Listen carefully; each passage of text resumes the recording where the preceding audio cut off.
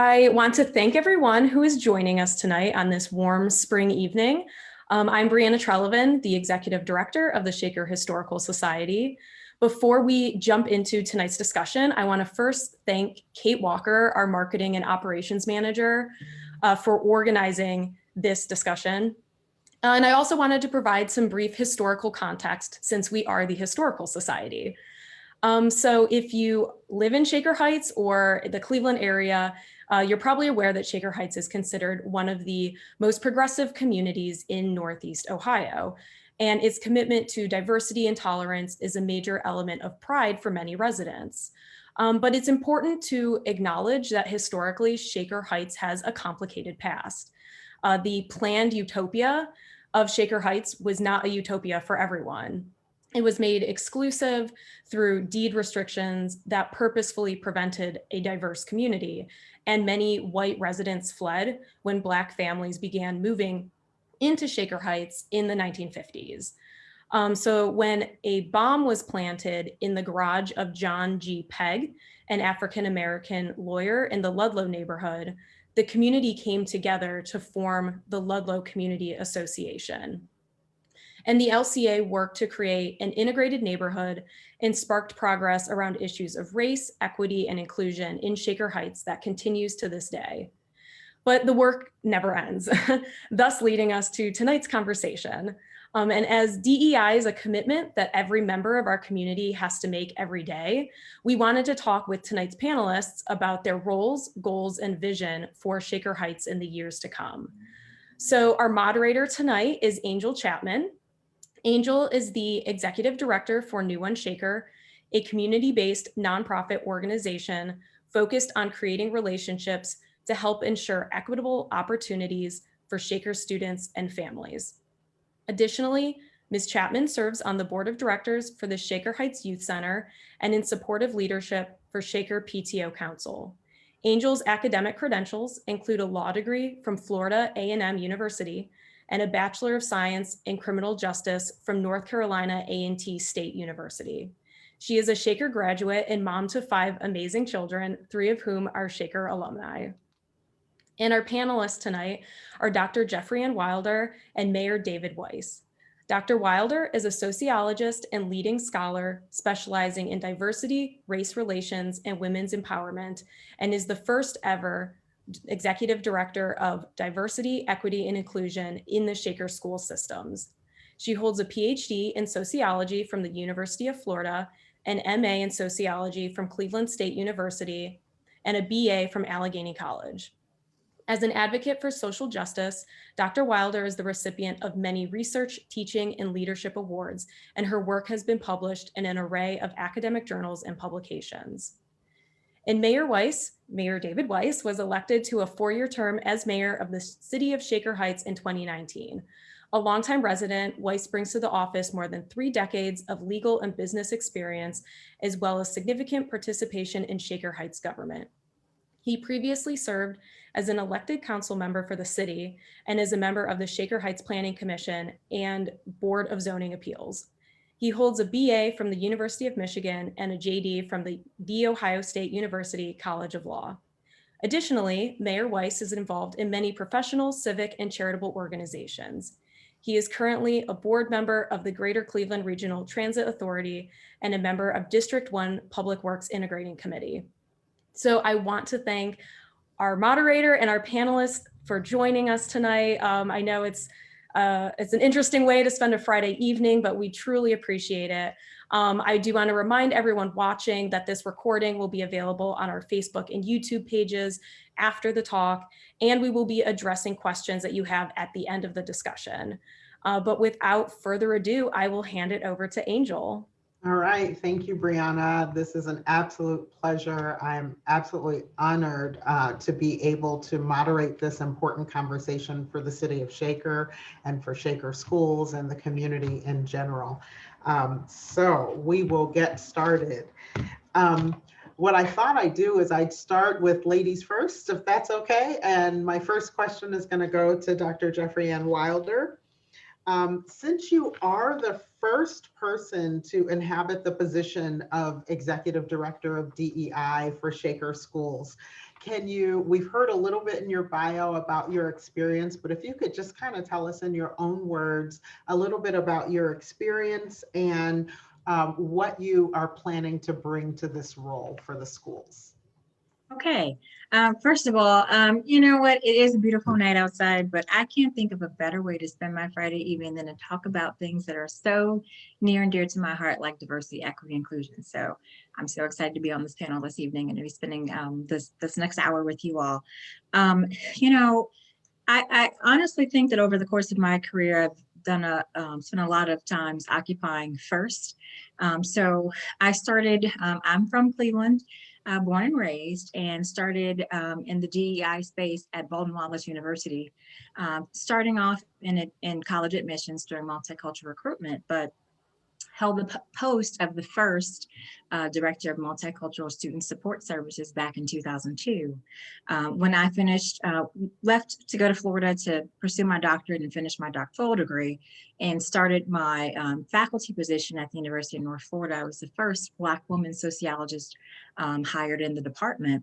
I later became the first founding director of the Institute for the Study of Race and Ethnic Relations at the university.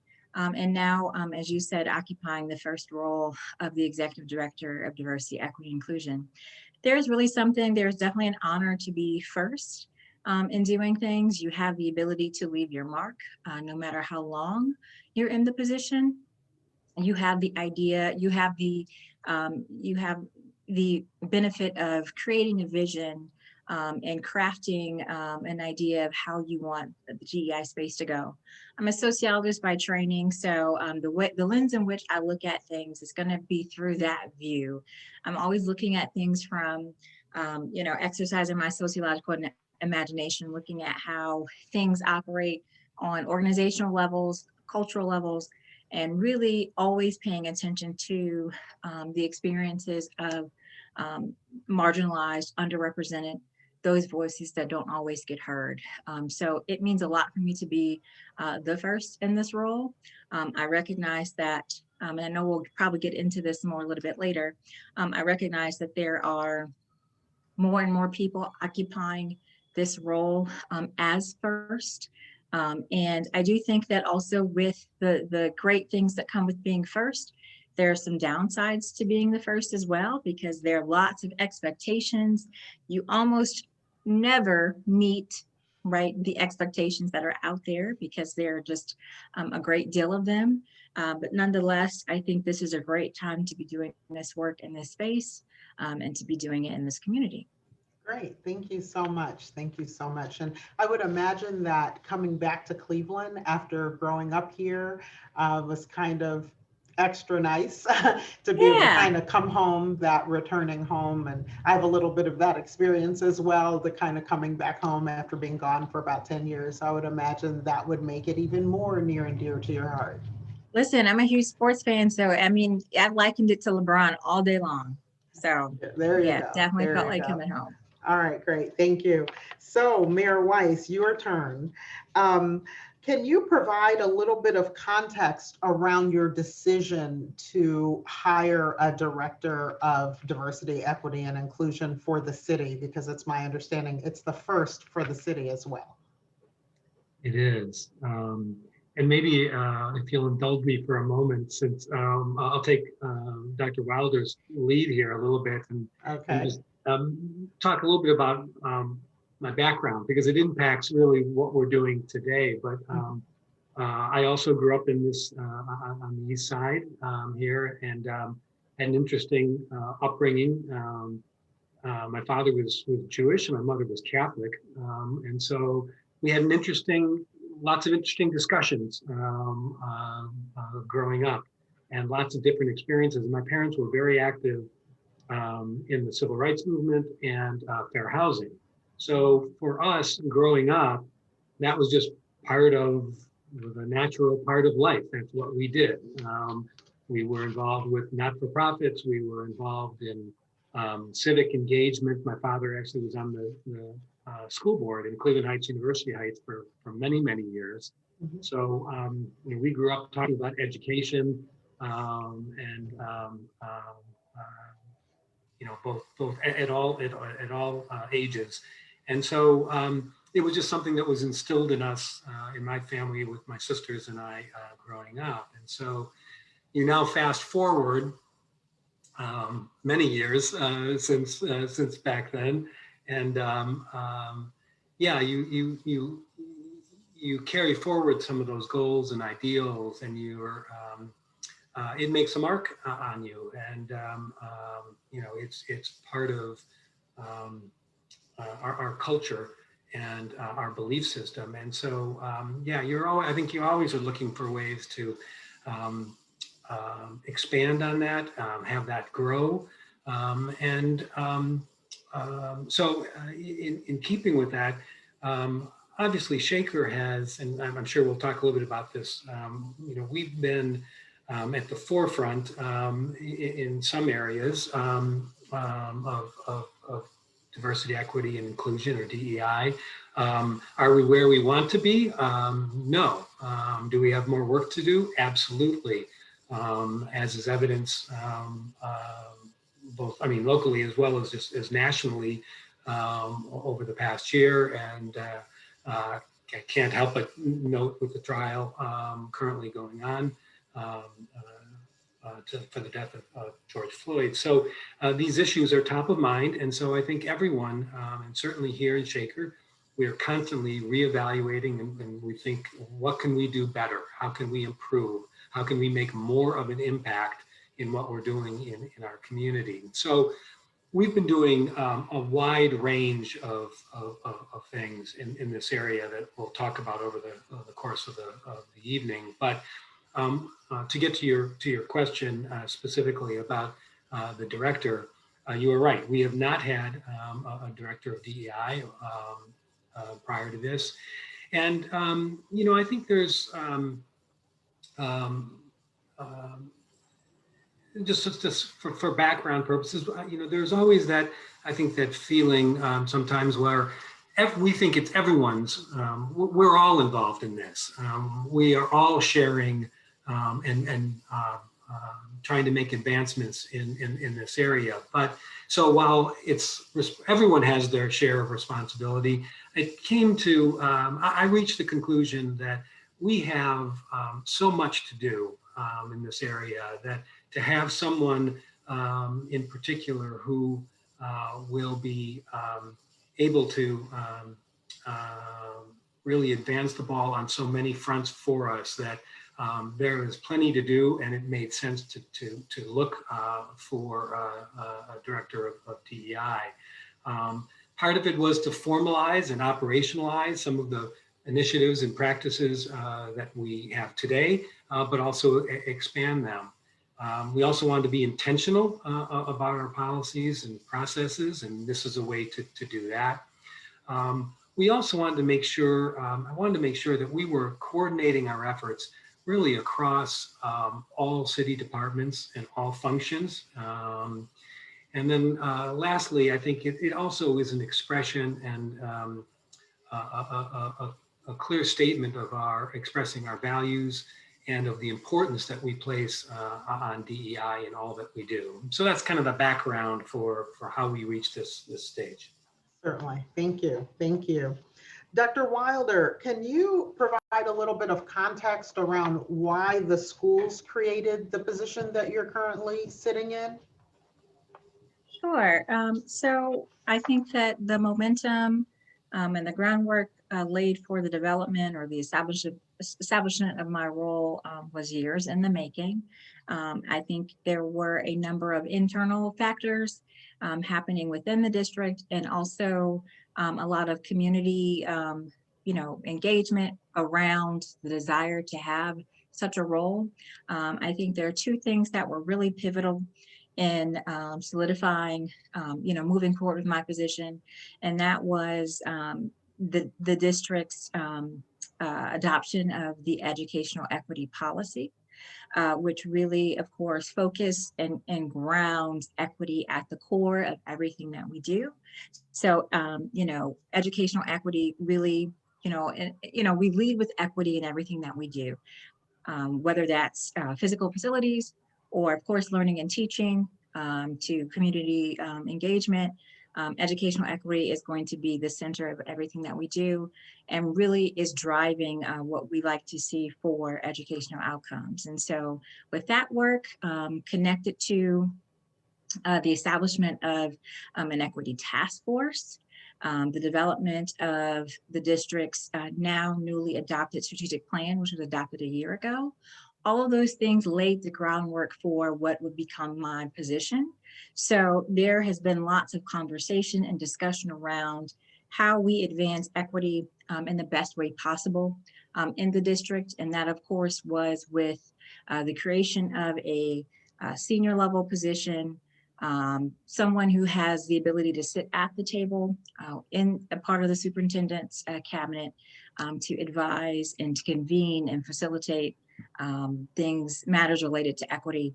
I will kind of just say right now, something I say a lot in conversations about my role, that I am not the equity lady per se, that my role is to convene and facilitate and to lead and co-lead equity. Educational equity really stands on the shoulders of all of us who have any type of vested interest in successful educational outcomes for the students in our district. And so that falls to the district leadership, of course, our teachers, our staff, our parents, other community stakeholders. And so the work of equity does not just fall on my shoulders. We're all held accountable for that. And my job is to ensure that we are leading and convening that in the right way. Excellent, excellent. I love to hear that. And I love the way you have demonstrated the importance of equity being thread throughout all of the school district and on every level, from administration, like you said, to teachers, to students, to facilities. It's not just an event. And I love how you demonstrate that. Thank you so much for that. Mayor Weiss, are you aware of any other cities who have brought successful DEI leadership roles to their cities and been able to create the synergy necessary to really get real DEI, authentic DEI off the ground and moving in the right direction? Well, we know there are certainly some cities that have positions, DEI positions, but candidly, I think in the general governmental organizations, municipalities, they're probably less so than there are in other areas, like education, for instance. But I do see, would foresee that it would be an area that continues to grow, and I would hope, I'm hopeful that once again we could be an example of how we can successfully fill that position and really elevate the discussion and these issues in our community. I will admit that it's great to have Dr. Wilder here, and we, in this case, the city, as many of you know, the city, the schools, and the library are working more closely together today than we ever have, particularly with our Forward Together discussions. And so it certainly was a part of our thinking. My thinking was that that coordination, if we really want to make an impact, we need to have someone like Dr. Wilder leading the charge in the schools, and have a counterpart at the city so that we can coordinate. Obviously, there's lots of overlap, but there's some distinct differences, obviously. And so my hope was that our future director, Dr. Wilder, will become great colleagues and friends, and that we can kind of accelerate and expand the scope that we can have here. We also, like Dr. Wilder, I mean, it was very intentional that this person is a director. That means they are part of our senior management team. so that, as Dr. Wilder said, our director as well will have a seat at the table at the senior most level, helping guide the city and help making decisions at the highest levels in the city. Great. So we're very excited about it. Great, thank you. And you just walked right into my next question because it was about Forward Together. So I will direct this to Dr. Wilder since Mayor Weiss has already touched on it a little bit. Dr. Wilder, how do you see the schools in the city interacting together as it pertains to the Forward Together initiative? I think it's critical and vital for things to move, forward together, right? You know, as Mayor Weiss talked about, in the cities where we've seen successful examples of, DEI leadership, or even just, good community partnerships, you have to be collaborative, and you have to find ways to build consensus among your community stakeholders. So this is a great example of how pivotal that's going to be. We know how important government and school partnerships, community partnerships are, particularly when it comes to making important decisions that are going to affect all the community members, like things like schools and facilities and things like that. So that's definitely important. It's critical to the success of really any initiative, and something like this is going to be really vitally important to ensuring that we build consensus, because again, that's going to be really, really important, that we're doing so with an equity lens, that folks from all cross sections of the community feel included in the decision making, that they're able to share their perspective and know that their perspective counts. And so that's going to be vitally important to ensuring that this is happening successfully. Yes, great, great. And Mayor Weiss, if you would just give the audience a little bit of a brief overview of the Forward Together so that they won't be lost in what we're talking about. Sure. And thanks for the opportunity, because this is really exciting. We're very pleased to be making, particularly over the last few months, some really good progress. But at its core, fundamentally, the Forward Together initiative is the coming together of the three taxing authorities, the city, the schools, and the library, to coordinate our activities in primary focus relating to facilities. But as often is the case, and we're encouraging it, the cooperation and the coordination goes well beyond that. But the primary focus is how can we better use and put in place a blueprint for facilities that the community needs, really for the next decade or more. I mean, we are looking at all kinds of both physical facilities and things that you might not think of necessarily as facilities, but our infrastructure, like access to broadband and internet and so forth. And so we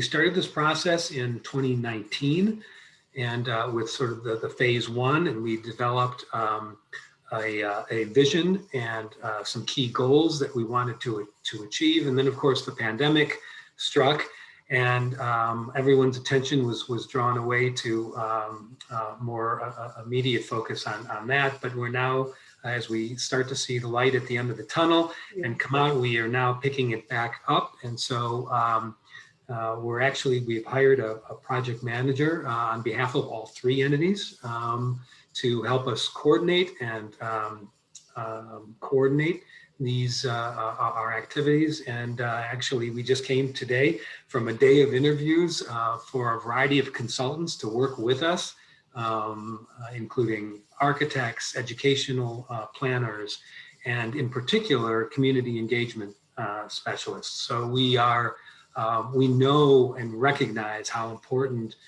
these decisions are to our community and how important it is to engage our community and to have all parts of our community participating and providing input into this plan. This will be a significant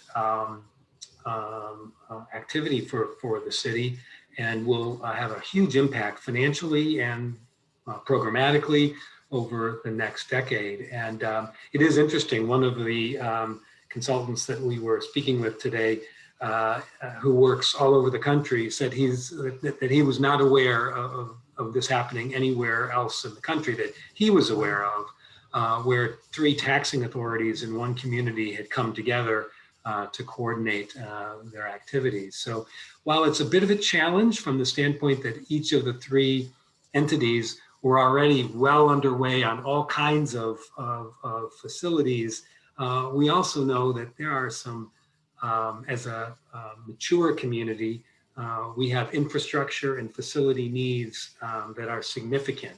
And so it's really imperative, not only from a programmatic standpoint, but also from a financial responsibility to make sure that we're using tax dollars as efficiently and as wisely as we can, so that we can do things like share facilities and any new construction that we do is done with that, through that lens of how does this benefit the entire community? How do we provide access? How do we provide equal access to all the facilities, whether they be school, recreational facilities. So it's going to be very, very broad-based and touch really every physical building in the community. So all the schools, the libraries, particularly Bertram Woods, as the main library is already well under construction, as you know, and then buildings and facilities for the city, including Thornton Park, community building. So it's very exciting, but it's already paid off in terms of some of the coordination and sharing of information, it's great. So we're building relationships and trust and finding ways to be more efficient and be more economical, and so we're very excited in the process. Awesome. Thank you for that thorough explanation. And you did mention a couple of things. Dr. Wilder mentioned collaboration being really important. And then you mentioned community involvement being very important. And Shaker is notorious for both. And, you know, we have lots of meetings going on and sometimes they overlap and it's a matter of, do we pick this one or pick that one? And it's really a good problem to have that our community members are so involved in what's going on in this community and we care deeply. One of my questions is, and I'll give this to you, Mayor Weiss, to start, and then I'm going to follow up with you, Dr. Wilder. How can Shaker residents get more involved, not just in Forward Together, but in helping Shaker to live up to its reputation of being this amazing, diverse community? And I know it was already mentioned that we know we have an amazing, diverse community, but we still have work to do. And we acknowledge that and we own that. But what can residents do to get more involved and to be more plugged in and really feel like their presence and their voice matter and make a difference? It's a really good question, and you know, we've had and have had and continue to have discussions in the community about this very topic, because on the one hand, I think we would all acknowledge that on a macro basis, we are very diverse. But when you look on a micro basis, depending on what topic you're talking about, we are not nearly as diverse as we would like to be, or think we might be, depending on the topic. So we know that this is something that we have to continue to work on and emphasize. And that's one of the reasons for our incoming director, we adopted recently a new mission statement, which is very short, and if you'll indulge me, I'll just Please read it very briefly because it really goes to this point, and that is our mission statement is to be diverse, equitable, and inclusive in all we do, including our service delivery, decision-making, policies, and community engagement for all in our community now and in the future. So not too long, but there's a lot packed into that. So recognizing that we want to be diverse, equitable, and inclusive in all we do. So one, again, emphasizing that this is not just one area or one person's responsibility, but it cuts across all the services that the city provides in all aspects of what we do. Whether, again, whether it be service or how we make our decisions, how we establish policies, and then including community engagement. And so what we try to do, and again, I will acknowledge that it is always a work in progress. We can always do better. But what we try to do is provide opportunities for people wherever their interests lie. So some are more formal, some are more are informal. So let me just give you, maybe three examples of kind of where people can get plugged in. On a more formal level, City Council has a whole series of committees that have membership of both council members as well as residents, and the public is always welcome to attend those. And those are where conversations are had and recommendations come out of committees that eventually go to council. And they're actually very, very, the discussion is thorough, robust, and we get community input into decisions before it ever even gets to council. And so that's just one example.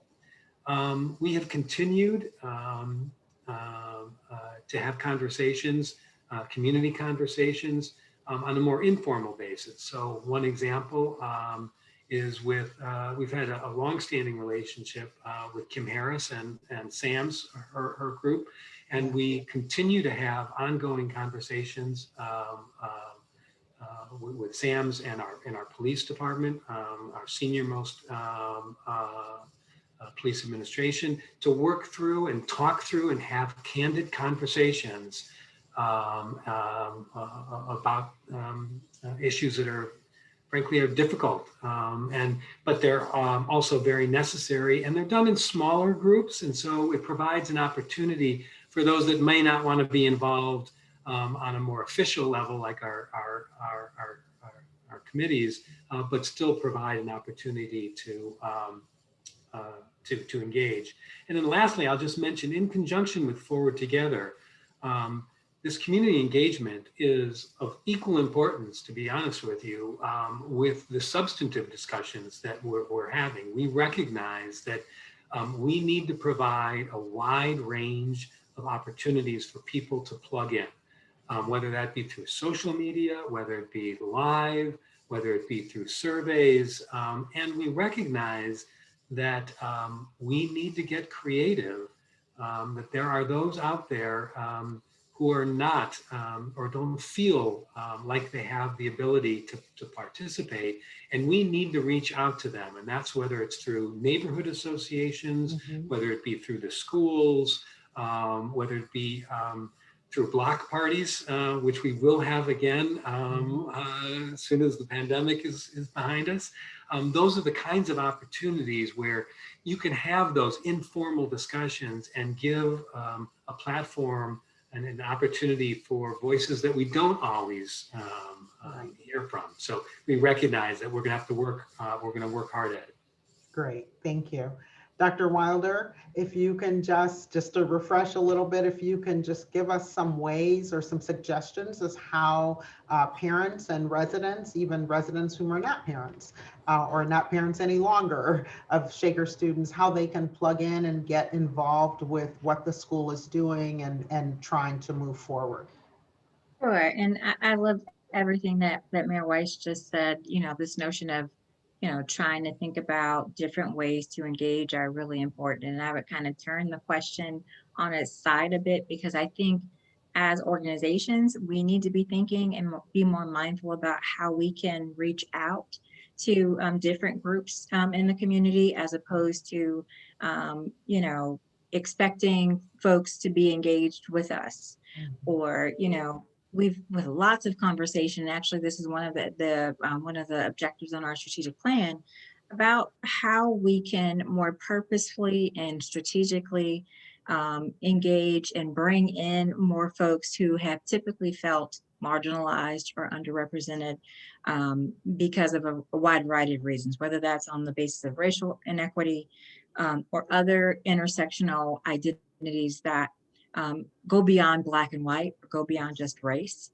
You know, there are a number of different inequities that are present within the community, and perspectives, folks, cross sections of our community who feel that they're not being heard. And so I think just on the strength of that, that can be a barrier for some to get engaged, to get plugged in. They may already be shut off, thinking that these kinds of groups aren't for them, or if they were to participate in the groups, their voice won't be heard, because we're only thinking about, you know, a singular aspect of equity, which is not true. So we've been having conversations around how we can be more mindful of how to engage, and engagement looks different for different groups of people. And so we have been thinking about how we can do that. So for the folks who want to be plugged in and are raring to go, I mean, that's pretty easy. We've got a number of groups that we have that are part of our district. We have a family and community engagement arm division that is part of our new diversity, equity, and inclusion division. And Keith Langford is out there on the ground in our community. He is very visible. He is a part of all of the things. I know that everyone knows who Mr. Langford is. He is a Shaker gem. He truly is. And part of his charisma is the fact that he is in tune with the different populations that we have in the community. And so through our FACE arm, and I know that Keith works hand in hand with the SAMS initiative.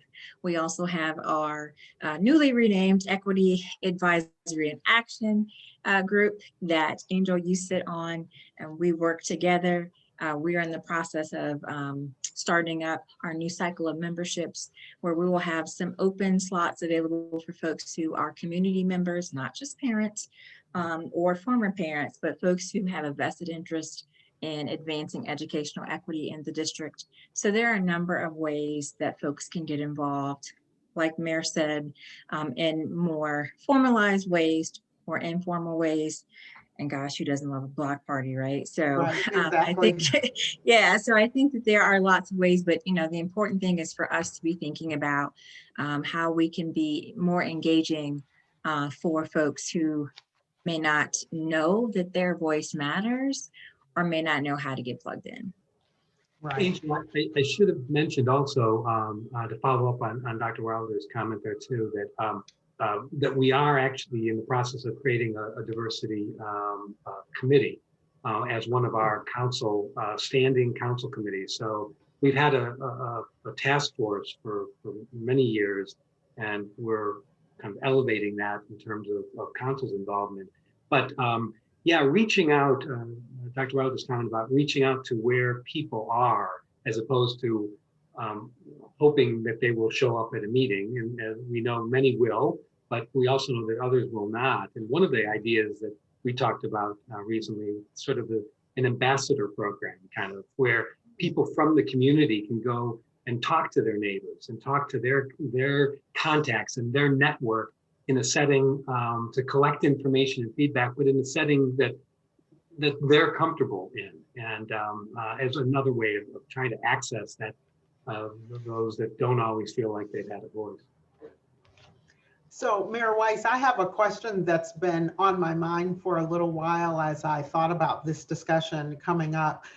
One question is, how will the city interact with the schools specific to not only providing safety for the students, because we know part of the city's role is safety and making it a safe and welcoming place, but in addition to providing safety for the students, how will the city work to provide opportunities for the students as it pertains to perhaps working in government or really working towards an equitable way to welcome students to perhaps get in the workforce and work for the city, or learning about working in city government or the police department, or, you know, our future aspiring mayors.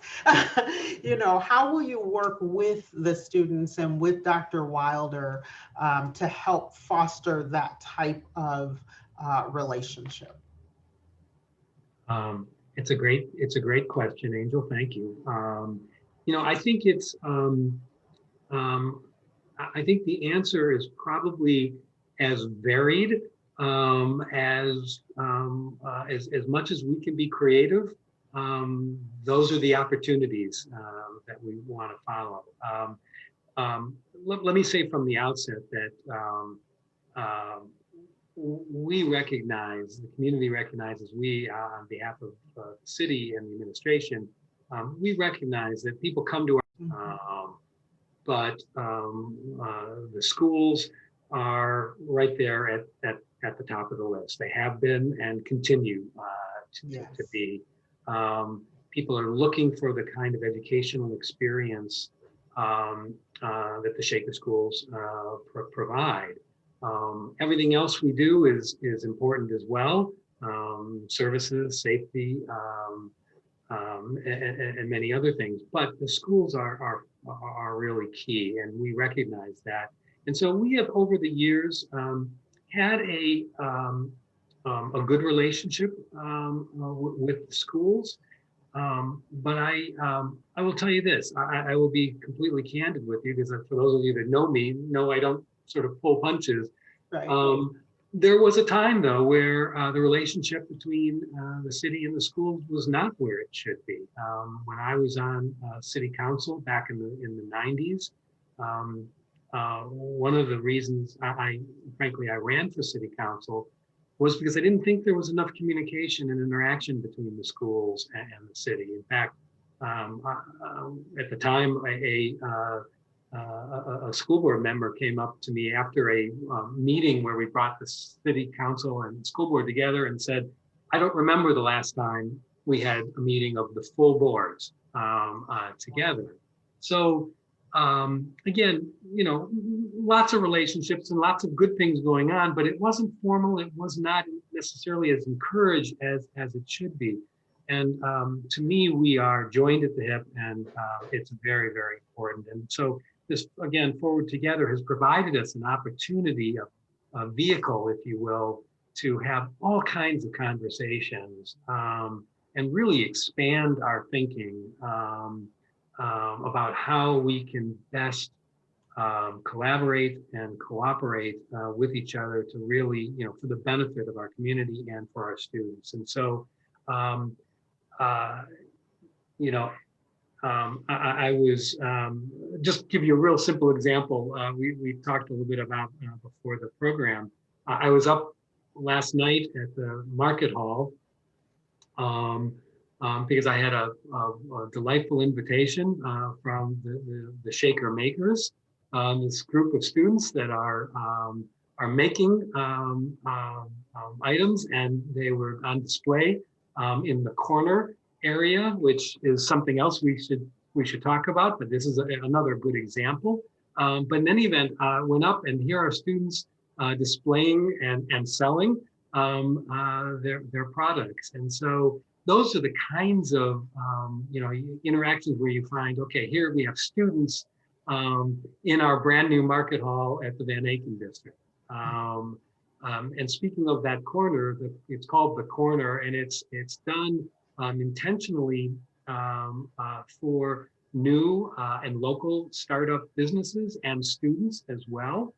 as a way of, as an opportunity to grow and expand beyond the classroom. These students were learning how to manufacture, design, price, and then sell their goods in a truly commercial live setting. So those are the kinds of interactions that we can encourage with whether it be our business community or the city, along with our students. And there are a whole host of other things, but recreation, I think, is a really a prime area where we've had great varsity sports and official sports within the school, but I think there are lots of opportunities. We've had historical, great relationship with the schools on recreation, and I think that's something that I get a lot of feedback from our community as to how we can interact more with the schools, share facilities, enhance our facilities for the betterment of both our students as well as the community. So those are just a few examples.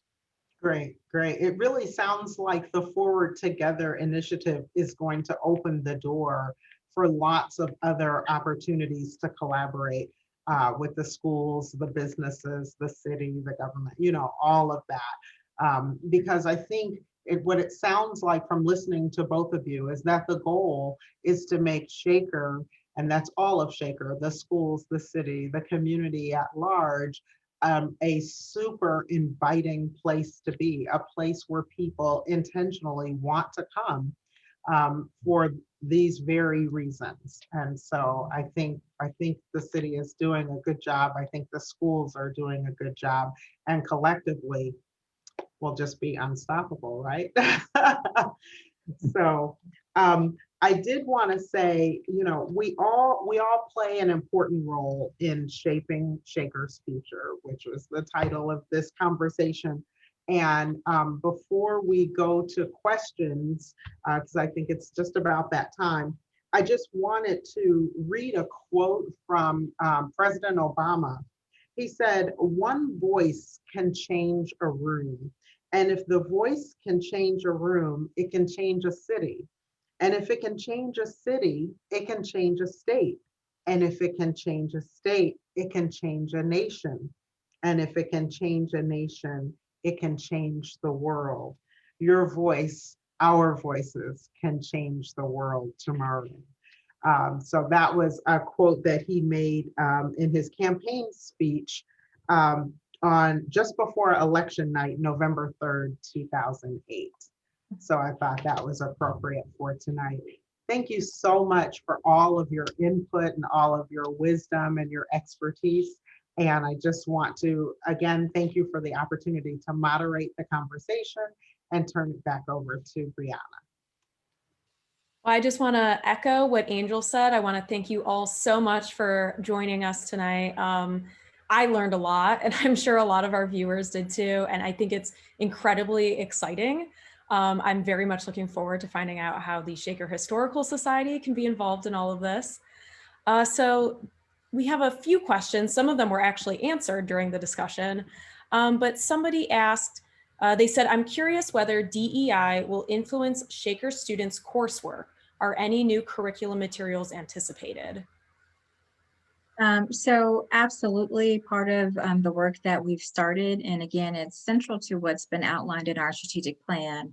But part of the work that we have started and that we plan to continue in the short, the mid, and the long term is really providing some professional development and training for our faculty. Because before we can get into the curriculum, and there are already really great examples of pockets of things within the curriculum that have and reflect culturally relevant pedagogy and learning and DEI foundations. But it's important for us, for our faculty and staff, to have a foundational knowledge, working knowledge, common knowledge and language around DEI. And so that's the first piece of that. In addition to that, deeper engagement with DEI for our faculty and our staff, that will lead to creating better strategies for implementing DEI within the curriculum in small and large ways. So for example, Mayor Weiss talked about the trial of Derek Chauvin that's happening right now and the murder of George Floyd. And lots of folks are asking questions around, what is the district doing to respond to this? What kinds of things can we expect our students to be learning about and talking about and doing over the course of the trial and once the verdict is handed over. So that's a great example of things that we can do and implement sort of right away as things are happening. We had some really powerful panels in the wake of January 6th earlier this year. So there's other examples and teaching resources. So you've got more informal things like that, where we can sort of in the moment provide opportunities for our students to engage with material in age appropriate ways and grade band appropriate ways. And then we have also are planning other deeper engagement strategies so we can ensure that all of our staff feel comfortable and are well versed with instructional strategies that really revolve around educational equity and creating a true DEI lens in the work that they do. Great, thank you. So this is for kind of both Dr. Wilder and Mayor Weiss. In what ways will you define success in these emerging DEI roles?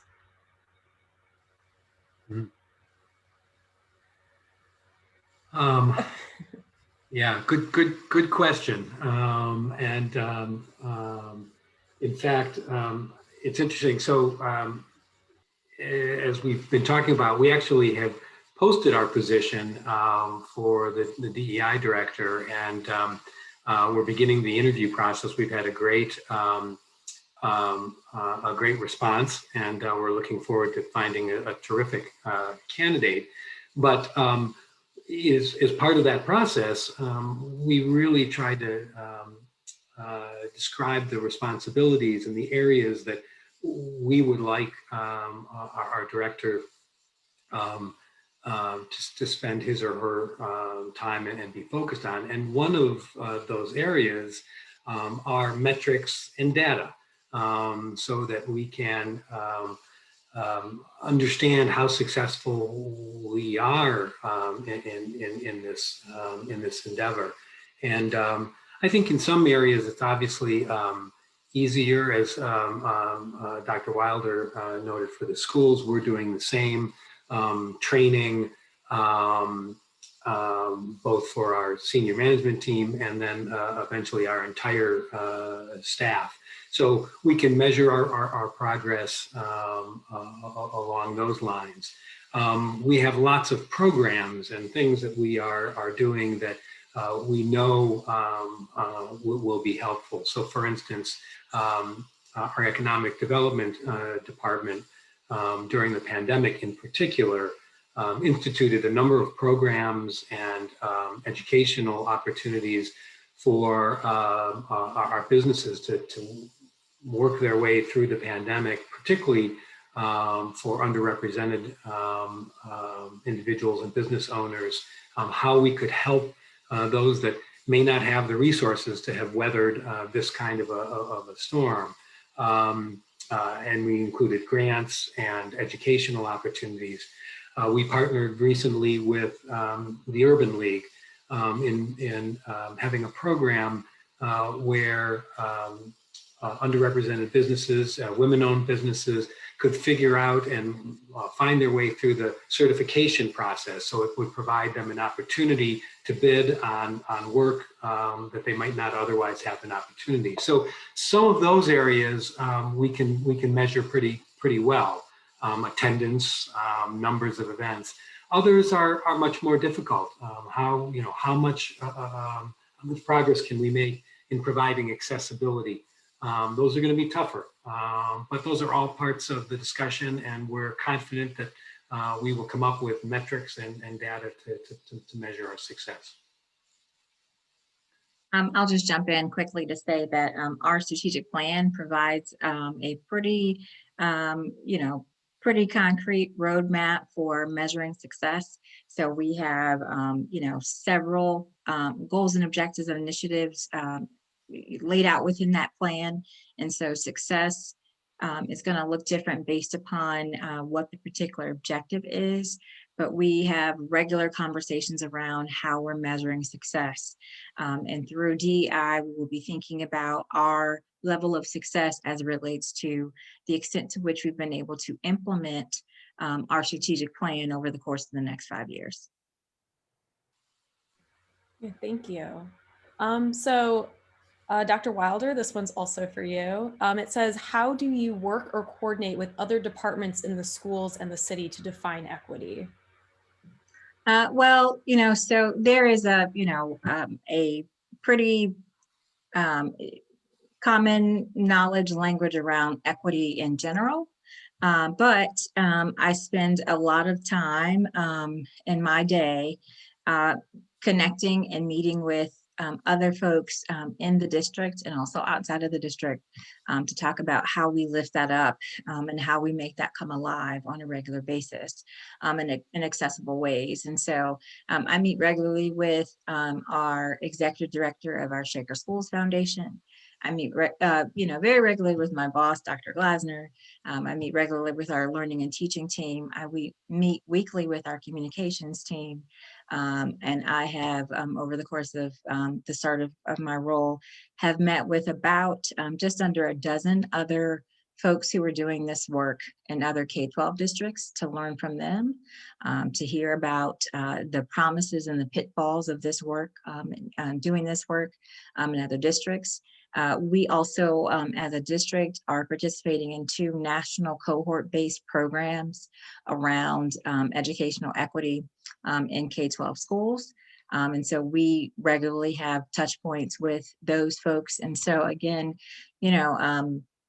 collaborative partnerships really stand at the core of that's kind of like the essence of equity, right?